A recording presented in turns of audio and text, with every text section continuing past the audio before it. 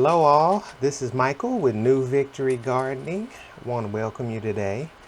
Uh, Today is the day that I get to do one of my favorite things, and that's harvest garlic. So we'll go through quickly how I've been doing it over these last few years and just get a good chance to talk about garlic. I don't know about you, I love garlic.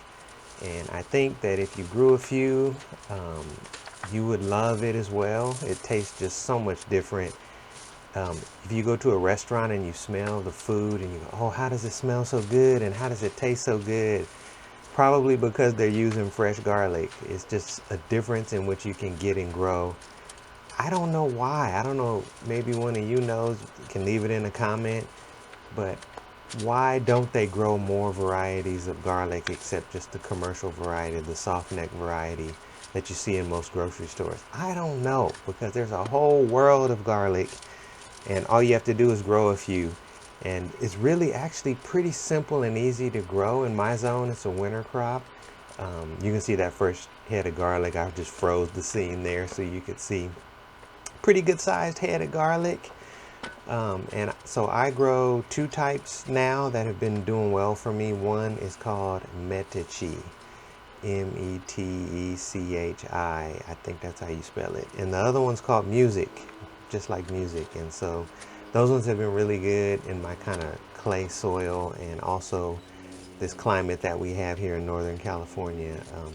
I've grown lots of different types, from elephant garlic.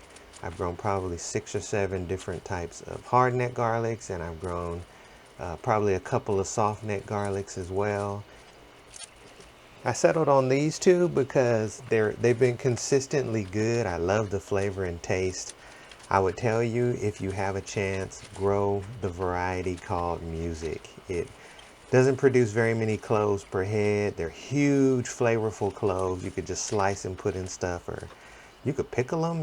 I've seen, you can make a sweet pickling, almost like a sweet garlic. You could just do so much with it. And so, anyway, the key to garlic is digging, and you have to do just a bit of a prep kind of before you go into harvest. So we plant in the fall. I usually plant in November.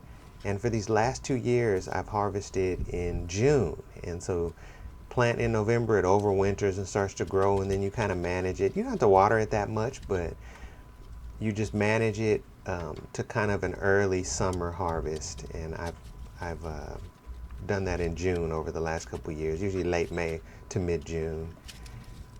And so just a couple of tips for the garlic harvest. Feel free to pause here if you want to look and think over it some. I'll be quiet for a second too.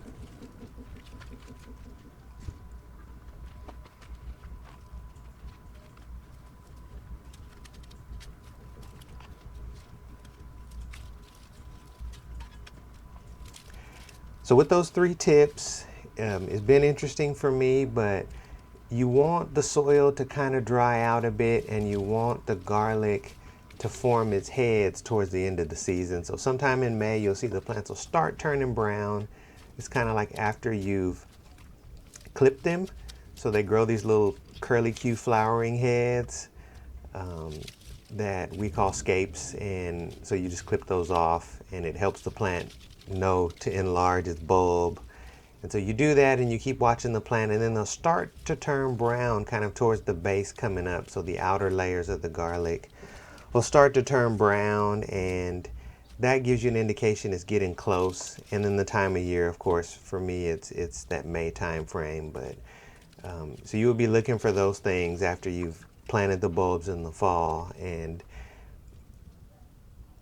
maybe about 2 weeks, I like to try to give it a week or two of no water. So I'll turn the water off to this bed, and I just let the garlic finish. And so the garlic dries out some, the soil dries out some. And when I first started growing garlic, I would grow or dig out a test clove. So I would dig out a clove just to see where the garlic was, if it was ready or if it needed a little more time. And so Now I got a lot better timing, and so usually I'm mid-May turning the water off, waiting a week or two, and then early June doing a harvest. And that way the soil's nice and dry, the garlic's nice and dry. And so like figuring out the timing of when you need to stop watering the garlic is one of the things to think about. Depends on your soil type, it depends on your climate and where you are. And so just for consideration.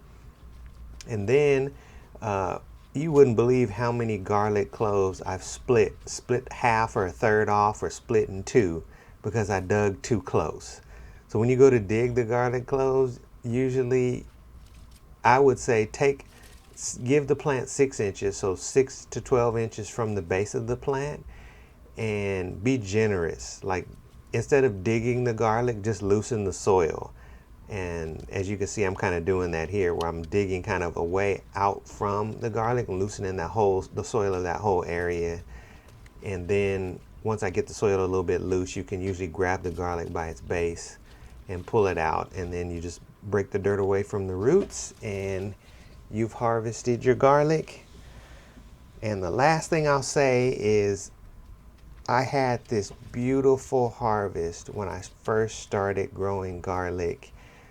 It was Georgian Fire. I don't know if you've all heard of that variety or grown that variety, but I had just a beautiful first harvest of garlic. About 15 heads I grew that time, and they were just lovely. And what I noticed is that there were some little green spots, and so I peeled off a layer or two, kind of got the dirt off, and I set them out. And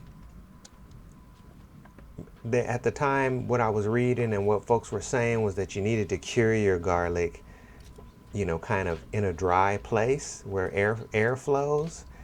And so I was doing that, and lo and behold, I come back after letting it cure kind of in my garage out of the sun, and those green spots multiplied, those green spots spread, and they ruined my entire harvest of garlic. So what happened, right?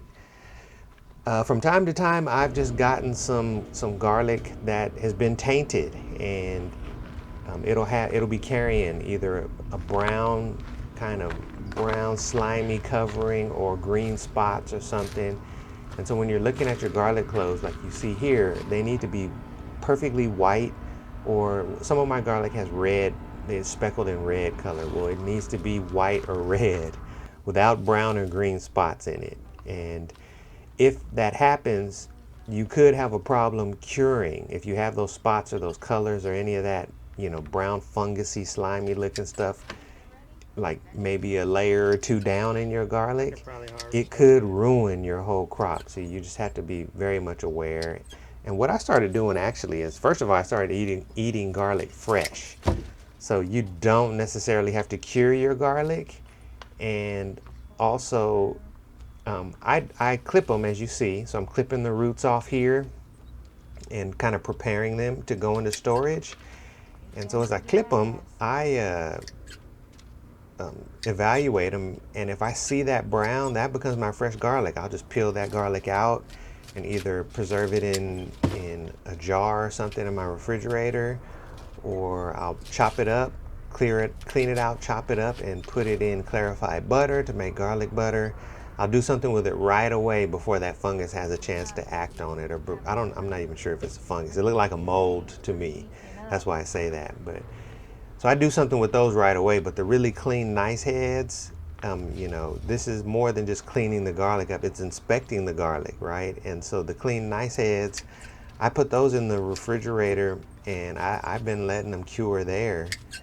You don't necessarily have to cure them outside in a you know, warm, dry place.